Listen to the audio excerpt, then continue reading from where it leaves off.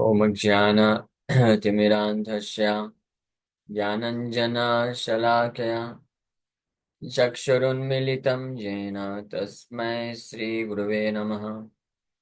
नमः विष्णुपादाय कृष्णपृष्ठाय भूतले श्रीमते भक्तिवेदान्त स्वामिन्निति नामिने।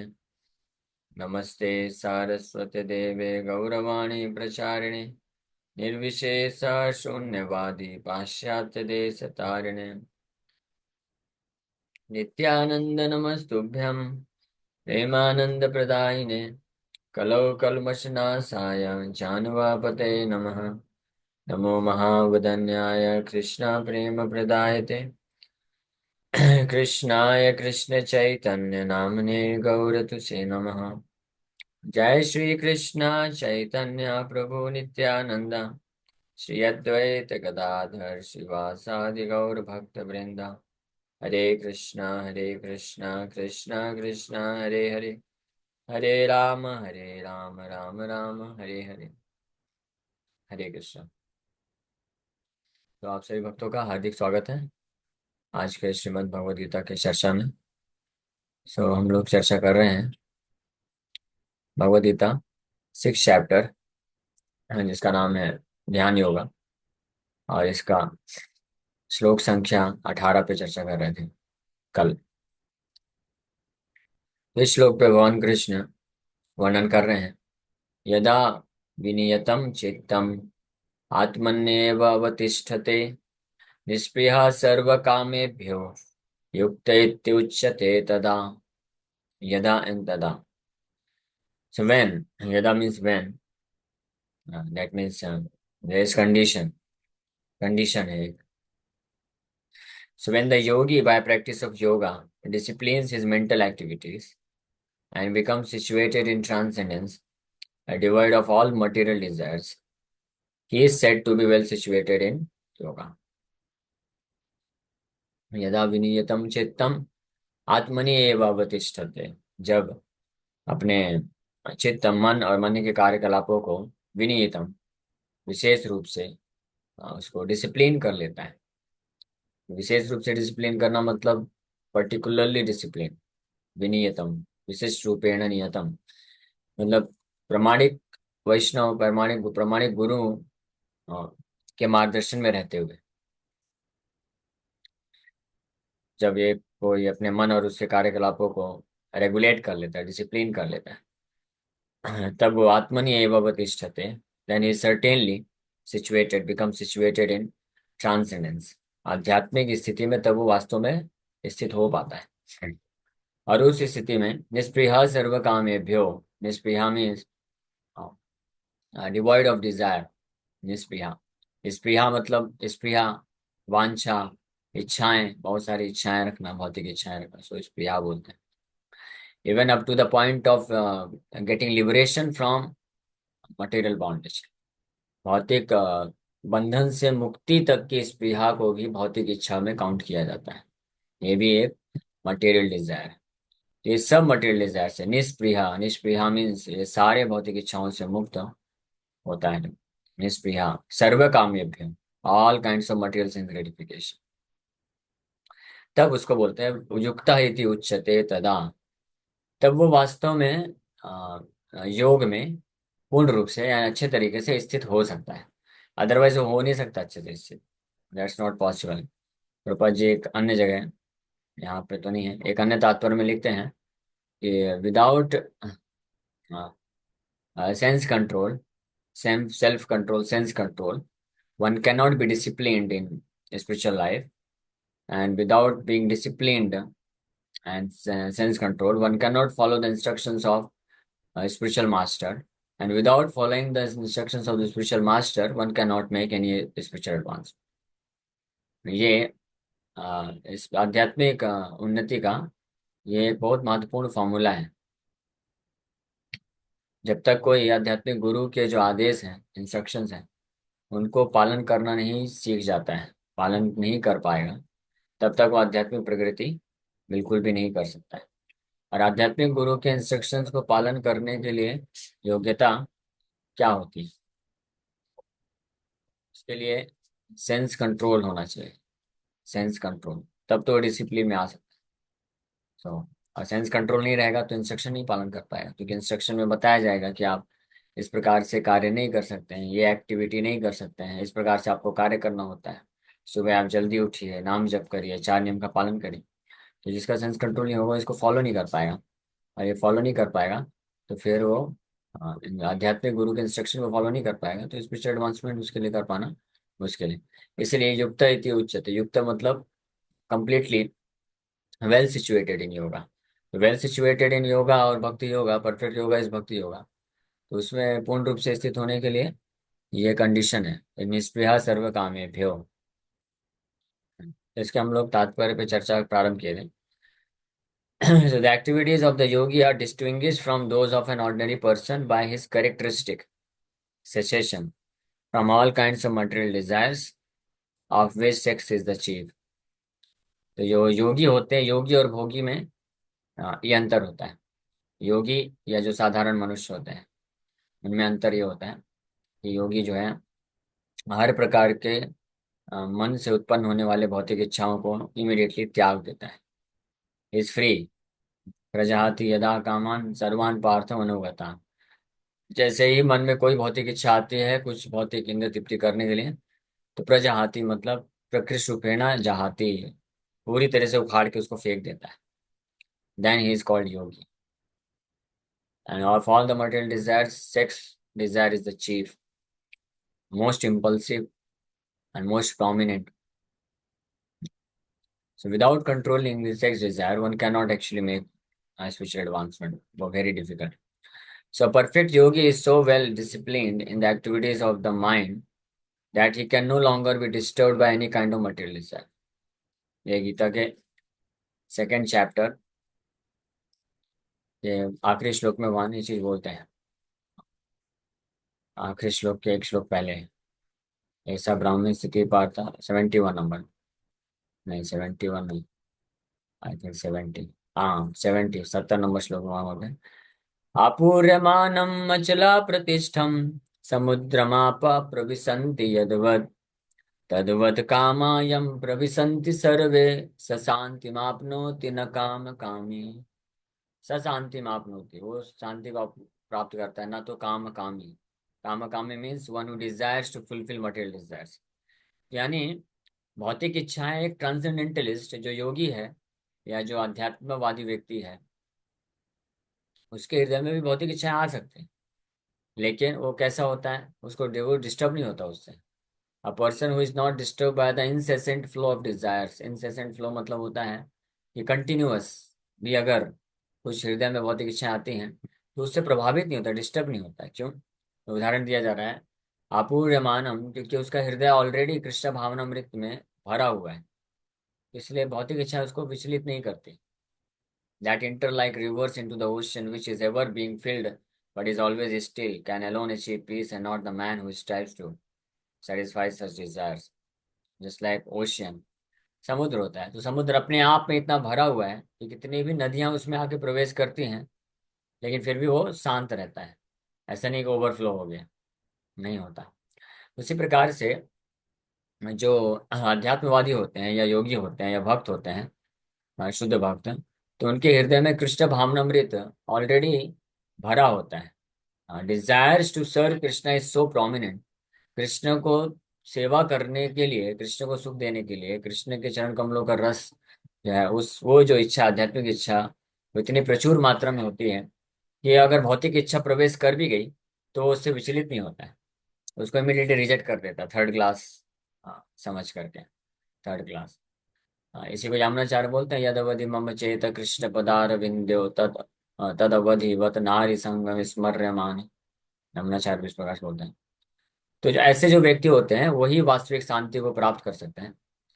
वहीं उसके विपरीत अगर कोई व्यक्ति काम कामी है, काम कामी मतलब अपनी भौतिक इच्छाओं को तृप्त करने के लिए इच्छा रखता है, तो he can not be free from this depression और anxiety. He must take anxiety, he must have anxiety. तो इसलिए परफेक्ट योगी होता है वो वेल डिसिप्लिन्ड होता है, पूर्ण रूप से जो है शासन में रखता है अपने मन के कार्यों को, और he is no longer disturb by any kind of material desire. This perfectional stage, ये परफेक्शनल स्टेज है योगा की। हाँ, ये सिद्धि की अवस्था होती है योग की, इसको कोई ऑटोमेटिकली प्राप्त कर सकता है। यानी उसको खुद को अलग से प्रयास नहीं करना पड़ेगा, अपने आप इस स्थिति को प्राप्त कर लेगा। जो कि कृष्ण कॉन्शियसनेस में होता है। यानी कृष्ण की भक्ति योग में अगर जुड़ जाता है तो ये ऑटोमेटिकली प्राप्त कर लेता है। इसी का यहाँ पे श्लोक में वर्णन किया जा रहा है। ये भागवत से 18, 19, 20 तीन श्लोकों में इस बात को बताया जा रहा है। स वै मनः कृष्ण पदारविन्दयोर् वचांसि वैकुण्ठगुणानुवर्णने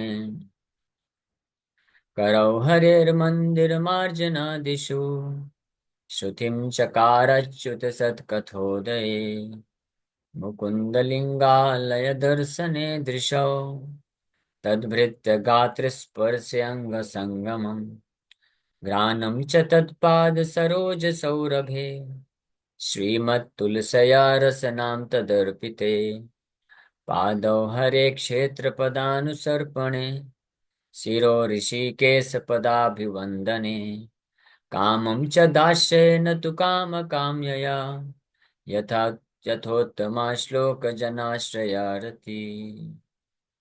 इन श्लोक में ये राजा अम्बरीश, अम्बरीश महाराज कैसे, हालांकि पूरी पृथ्वी के चक्रवर्ती सम्राट हुए, राजा हुए, लेकिन फिर भी परफेक्ट योगी कहलाए। परफेक्ट योगी थे, पूरी तरीके से हर प्रकार के जो भौतिक इच्छा है, काम वासना से मुक्त है। तो इस स्टेज को, इस परफेक्शनल स्टेज को, पूर्ण सिद्धि, योग की पूर्ण सिद्धि के स्टेज को एक राजा क्षत्रिय भी प्राप्त कर लिया। जिस स्टेज को एक महान योगी ऋषि भी नहीं प्राप्त कर पाया। कौन? दुर्वासा ऋषि, दुर्वासा मुनि। हालांकि पूरे संसार को तो छोड़ करके तपस्या में लगे थे, वो भी बहुत महान योगी हैं, इसमें डाउट नहीं है। लेकिन अम्बरीश महाराज के जैसे परफेक्शन को प्राप्त नहीं कर पाए वो, क्योंकि वो क्रोध को प्रकट कर दिया। He could not control his anger, क्रोध को नियंत्रित नहीं कर पाए। लेकिन अम्बरीश महाराज कंप्लीट परफेक्शन स्टेज को प्राप्त किए, पूर्ण सिद्धि की अवस्था को प्राप्त किए। क्या कारण है? क्योंकि उन अम्बरीश महाराज अपने समस्त इंद्रियों को, बिगिनिंग विथ माइंड, वाणी, हाँ, एंड हैंड्स, लेग्स, एवरीथिंग, हाँ, मन से चालू करके मन, और फिर वाचांशी, अपने जिह्वा को, फिर हाथ को, और श्रुतिम, कान को, और स्पर्श को, और आंखों को, घ्राणम, नाक को, पैर को, इस प्रकार से अपने समस्त इंद्रियों को कृष्ण के सेवा में लगा दिए कंटिन्यूअस। तो इसलिए वो उस परफेक्शन स्टेज को प्राप्त कर लिए। So king Ambarish first of all engaged his mind on the lotus feet of Lord Krishna. Then one after another he engaged his words in describing the transcendental qualities of the Lord, his hands in mopping the temple of the Lord, his ears in hearing of the activities of the Lord, his eyes in seeing the transcendental forms of the Lord, his body in touching the bodies of the devotees, and means भक्तों को आलिंगन करना, and his sense of smell in smelling the scents of the lotus flowers offered to the Lord, his tongue in tasting the tulsi leaf offered at the lotus feet of the Lord, his legs in going to places of pilgrimage and the temple of the Lord, his head in offering obeisances unto the Lord, and his desires in executing the mission of the Lord. हाँ, आखिरी चीज, कामम, कामम च दास्य न तो काम काम है। So all these transcendent activities are quite befitting a pure devotee. यथा उत्तम श्लोक जनाश्रय। तो इस प्रकार से ये तरीका है। बिकॉज क्योंकि जितने भी इंद्रियां होते हैं हमारे पास, ये सारी की सारी इंद्रियां हैं, वो एक अपॉर्चुनिटी प्रदान करते हैं माया को, हमको माया में लगाने के लिए। लूप होल वहां से होता है। हाँ, जैसे कभी कभी होता है ना कि कहीं पे एनिमी, शत्रु लोग अगर अटैक कर रहे हैं, कोई शहर है, या कोई बहुत बड़ा किसी का बंगलो है, या कोई ऐसा स्थान है जहाँ पे कुछ शत्रु लोग अटैक कर रहे हैं, तो किन बातों को ध्यान रखना होता है कि उन स्थानों को पूरी तरह से ब्लॉक कर दिया जाए और वहां पे सेना तैनात कर दिया जाए जहां से शत्रु घुस सकते हैं अंदर, है ना। टेररिस्ट अटैक अगर हो तो उन स्थानों में सबसे पहले सेना तैनात की जाती है जहां से शत्रु अंदर घुस करके जो है इनोसेंट पब्लिक है उनको क्षति पहुंचा सकते हैं। तो पहले उनको ब्लॉक कर दिया जाता है, उन पे ध्यान दिया जाता है। हाँ, क्योंकि किसी एक भी जगह से अगर घुस गया शत्रु तो फिर तो वो तो बम छोड़ देगा। हाँ, विनाश कर देगा। उसी प्रकार से ये जो शत्रु हैं, काम, काम वास्तव में सबसे बड़ा शत्रु है, लस्ट। काम रूपेण कौन्तेय दुष्प्रेण अनलेन च। So you should not be allowed to enter within consciousness, it should be blocked completely. तो इसलिए इसको ब्लॉक करने के लिए क्या है तरीका? ऑल द सेंसेस, जो भी इंद्रियां हैं, जहाँ जो इंद्रियां किसी व्यक्ति को विचलित कर सकते हैं, तो उन इंद्रियों को कॉन्स्टेंटली भगवान से संबंधित कार्यों में लगा देने से व्यक्ति इमीडिएटली इस रिस्क से मुक्त हो जाता है। ये उसी प्रकार से हो जाता है जस्ट लाइक दुर्दांत इंद्रिय काल पतली। प्रबोधानंद सरस्वती महाराज ये बोलते हैं, विश्वम पूर्ण सुखायते, विश्वम पूर्ण सुखायते विधि महेंद्रादि च कीटायते। ये दिया है, विश्वम पूर्ण सुखायते। दिस वर्स इज इन चैतन्य चंद्रामृत। हाँ, ये रहा चैतन्य चंद्रामृत का 5वां श्लोक है। कैवल्यम नरकायते त्रिदश पूराकाश पुष्पायते दुर्दान्तेन्द्रिय काल सर्प पटली प्रोत्खात दंष्ट्रायते विश्वं पूर्ण सुखायते विधि महेन्द्रादिश्य कीटायते यत्कारुण्यकटाक्ष वैभवतां तं गौरमेव स्तुमः, तं गौरमेव स्तुमः। सो मैं वो परम भगवान गौरांग महाप्रभु चैतन्य महाप्रभु को का वंदना करता हूँ, प्रणाम करता हूँ, जिनके कारुण्य कटाक्ष, कृपा का एक कटाक्ष मात्र का जो वैभवताम, जो ऐश्वर्य है, जो शक्ति है, उसके बल पे ये जो कैवल्यम है, कैवल्यम मतलब मोक्ष, मुक्ति प्राप्त करना, ये उस व्यक्ति के लिए कैवल्यम नरक के समान लगने लग जाता है, बहुत इनसिग्निफिकेंट लगने लग जाता है। जो श्री चैतन्य महाप्रभु के कृपा का कटाक्ष प्राप्त कर लिया है, कृपा का कटाक्ष मतलब थोड़ा सा लेस मात्र भी कृपा अगर प्राप्त कर लिया है, तो उसकी शक्ति में इतना ताकत है, उस कृपा की शक्ति में इतनी ताकत है कि मोक्ष, मुक्ति प्राप्त करने की जो इच्छा है वो भी नरक के समान हो जाती है। त्रिदशपुर आकाश पुष्पायते, त्रिदशपुर मतलब ये जो स्वर्ग का या अन्य उच्च लोकों का जो हैप्पीनेस है, सुख है, सो कॉल्ड हैप्पीनेस। हाँ, स्वर्ग में इंद्र का, देवताओं का जो सुख है, नंदन कानन गार्डन है, सोमरस का पान करना है। सोमरस जानते हैं? हाँ। सोमरस एक ऐसा शराब है जो कि आपको हमेशा बहुत लंबे समय तक हाई रख सकता है। सोमरस, उससे शरीर भी खराब नहीं होता।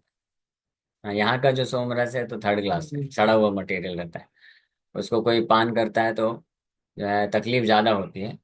हाई तो थोड़े समय के लिए हाई हाई फील कराता है, लेकिन फिर तकलीफ देता है। लेकिन जो देवताओं के पास जो शराब होती है वो बहुत ही अच्छी क्वालिटी की होती है। करोड़ों रुपए में भी यहाँ नहीं मिलेगी वो चीज़। हाँ, और फिर उसके बाद जो वहाँ पे स्त्री का संग करने का जो है, उसमें भी पूरा कोई रेस्ट्रिक्शन नहीं। फिर उसके बाद खाने पीने का कोई रेस्ट्रिक्शन नहीं। वहाँ पे कितना भी खाता है कोई पेट खराब नहीं होता है, कोई diabetes, sugar, BP low, high low, ये सब समस्या नहीं है। तो लेकिन जो चैतन्य महाप्रभु की कृपा का थोड़ा कटाक्ष भी प्राप्त कर लिया है ना भक्त, तो उसके लिए ये जो त्रिदशपुर जो है, ये स्वर्ग का जो भी सुख है, ये सब कैसा लगता है? ये फैंटस्मैगोरिया लगता है। फैंटस्मैगोरिया मतलब just imagination, third class, illusory लगता है। ये है ही नहीं, एग्जिस्ट ही नहीं करता उसके लिए। हाँ, आकाश पुष्प आए थे, आकाश में जैसे पुष्प दिखते हैं ना कभी कभी, लेकिन होते नहीं हैं। तो भक्त को ये साक्षात्कार हो जाता है कि वो सुख है ही नहीं। और फिर तीसरा, दुर्दांत इंद्रिय काल सर्प पटली प्रोत्खात दंष्ट्रायते। ये जो इंद्रियां हैं, ये काल, ये सर्प की तरह है, दुर्दांत है, ये बहुत कठिन है इसको कंट्रोल कर पाना, और इसमें जहर भरा पड़ा है। इंद्रिय भोग की जो भावना होती है उसको जहर बोला जाता है। तो ये उस प्रकार से हो जाता है जैसे कोई जहरीला सांप है, तो सांप के विषैले दांत निकाल दिए गए हैं, तो इंद्रियां उस प्रकार से हो जाती हैं ऐसे भक्त के लिए जो चैतन्य महाप्रभु की कृपा का कटाक्ष प्राप्त कर लिया है। तो उसकी इंद्रियां इंद्रियां पूरी फंक्शन करेंगी। ऐसा नहीं है कि सेंसलेस हो जाएगा या सेंसेस जो है उसके इनएक्टिव हो गए। नहीं, सेंसेस बिल्कुल परफेक्ट रहेंगे, बिल्कुल यंग एंड एक्टिव। लेकिन उसमें से विष निकल जाता है, तो वो जो है सेंसेस इंद्रियां उसको फोर्स नहीं कर सकती हैं कि आप मुझे एंजॉयमेंट दो। नहीं। Just like Namacharya Haridas Thakur, he was quite a young boy, young man, बहुत नौजवान युवक थे, फुल ऑफ एनर्जी, यूथफुलनेस। और आधी रात को गुफा में बैठ करके वो जप कर रहे थे हरे कृष्ण महामंत्र। और उस शहर की सबसे सुंदर वेश्या आई, लेकिन वो भी उसको फोर्स नहीं कर, सिड्यूस नहीं कर पाई, उनको फोर्स नहीं कर पाए भोग करने के लिए। He was simply engaged in chanting Hare Krishna without getting affected. So it's not that he was important. Important नहीं थे वो, नपुंसक नहीं थे। He was quite young, बहुत यंग थे, एनर्जी थी, शक्ति थी, वीर्यवान थे।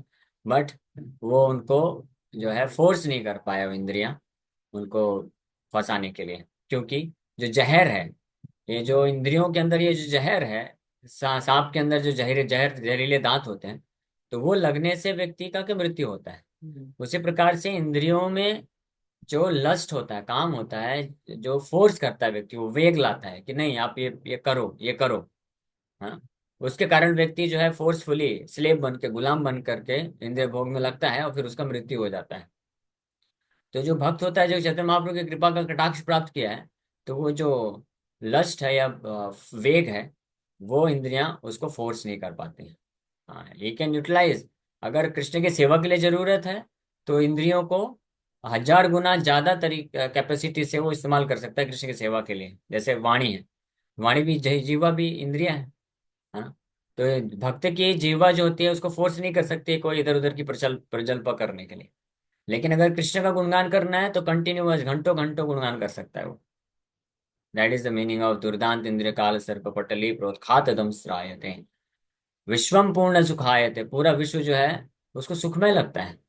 वैसे तो दुखाले वर्षा से तुम भगवान बोले, लेकिन उसके लिए पूर्ण सुखायते, क्योंकि he can see the presence of the Lord everywhere, भगवान की उपस्थिति को हर जगह वो देख सकता है। एंड विधि महेंद्र आदिश्य कीटायते। और रही बात नेम फेम की, पोजीशन की, तो इस भौतिक संसार के जो है पोजीशन को तो छोड़ दीजिए कि इतना बड़ा ऑफिसर बनना या प्राइम मिनिस्टर, चीफ मिनिस्टर बनना। विधि मतलब ब्रह्मा, ब्रह्मा की पोजीशन, और महेंद्र मतलब इंद्र। ब्रह्मा और इंद्र की भी पोजीशन उनको उस भक्त को कैसे लगते हैं, कीटायत है, मतलब कीट के समान लगते हैं, इनसिग्निफिकेंट हो जाता है। So that is the effect of mercy, mercy particle, अगर कोई प्राप्त कर लेता है श्री चैतन्य महाप्रभु का। So this is the experience. हाँ। So this transcendent stage may be inexpressibly subjectively, inexpressible subjectively। एक मिनट हरी बोल। हाँ, थोड़ा मीठा है पानी। बोली ले लिया मैंने।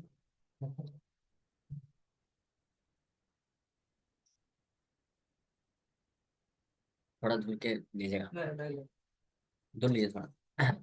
So this transcendent stage may be inexpressible subjectively by the followers of the impressionist path, but it becomes very easy and practical for a person in Krishna consciousness, as is apparent in the above description of the engagements of Maharaj Ambarish.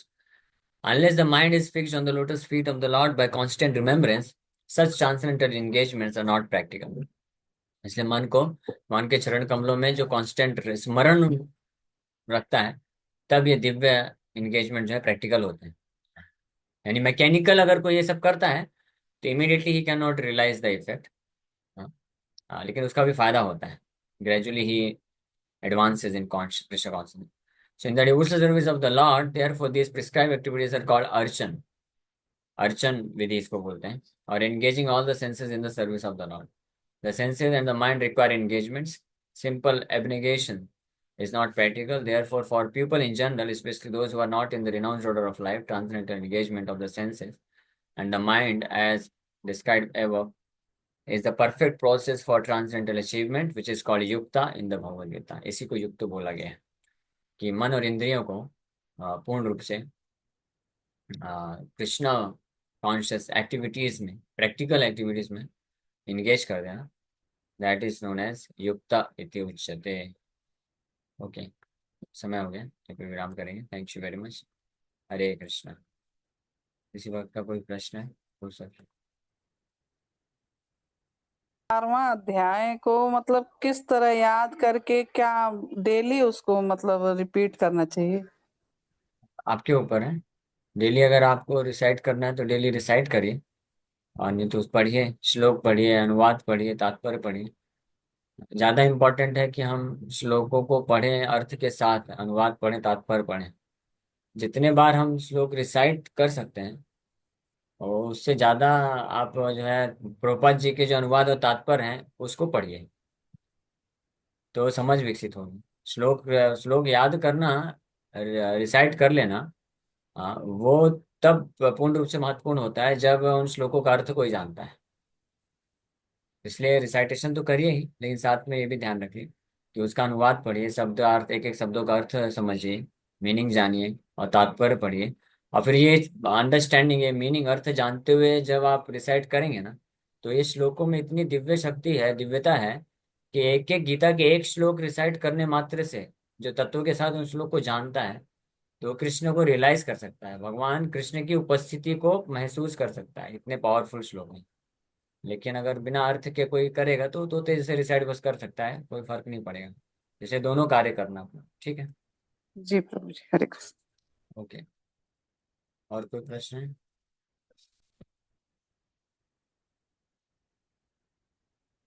Hare Krishna.